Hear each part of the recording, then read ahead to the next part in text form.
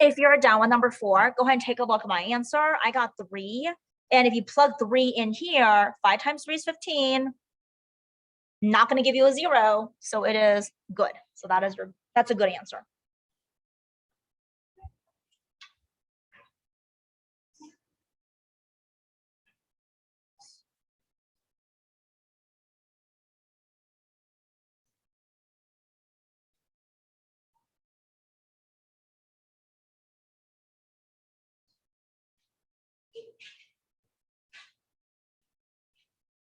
All right, you guys, let's go on to example number 6. So I would suggest that you go ahead and factor the denominator on the right side, but then also notice on the left side, you guys do have 2 fractions here, okay? You have that 1, which is over a 1, and I have to combine that together.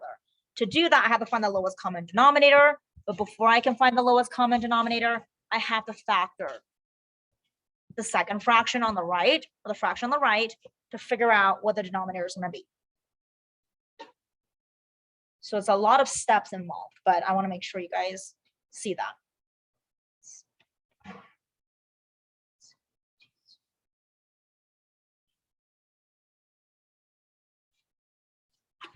All right, so you're going to ask yourself, what times what gives me a positive 14, but when I add it together, it gives me a negative 9. I think the only one that works is like the 2 numbers is 7 and 2, okay?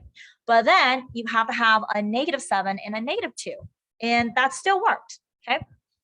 So what is your lowest common denominator? I see I have an x minus 7, so I got to include the x minus 7.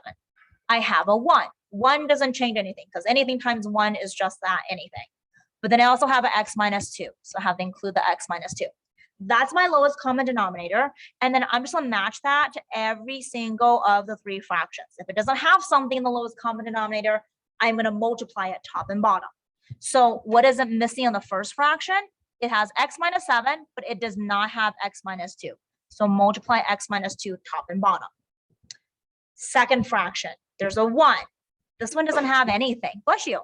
So I will have to multiply this 1 by x minus 7, x minus 2, top and bottom. Third fraction on the right side, guess what? That one already has both of those numbers, so I don't need to multiply anything. So just leave it alone. Focusing back on the orange fractions, okay? Your denominator is x minus 7, x minus 2. Let's combine the numerator. In the numerator, when you distribute the 3, you're going to get a 3x minus 6. You're going to have to FOIL the top part, which is going to give you an x squared minus 9x plus 14. So let's go ahead and combine these 2 right here. 3x with a negative 9x, negative 6 with a positive 14. That x squared is just going to be by itself. So 3x minus 9x is a negative 6x. Negative 6 plus 14 is going to give me a positive 8. Set that equal to your second fraction on the right, which is this entire thing right here in the blue. And that is an 8 over x minus 7, x minus 2. Is everything in the denominator exactly the same? Yes, they are. And remember, the trick here is you can just cross it out and don't pay attention to it. And then just set the numerator equals each other. So I will have x squared minus 6x plus 8 equals 8. Do you see there's an 8 on both sides of the equal sign? You can just cancel that because if you subtract it, it'll just disappear, right? So then what do you do with the x squared minus 6x?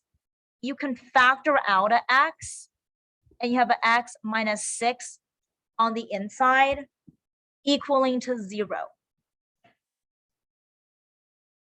And in this situation, you have 2 answers. Here's your first answer, x equals 0. That's your first answer.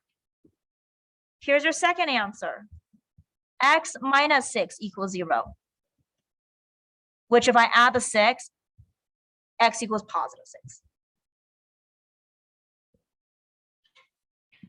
Do any of those numbers, 0 and 6, will they make the denominators a 0? No, 0 is good, 6 is good. Those are your two answers. But you just have to like visually check to make sure that it does not make the denominator 0.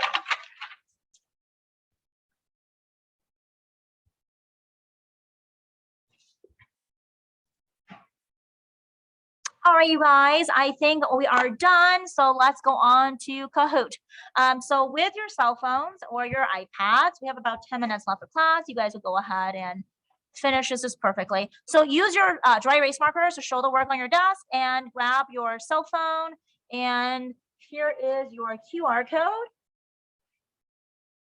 And go ahead and join me here. So for those of you guys on Zoom, this is what it looks like, and that is the QR code.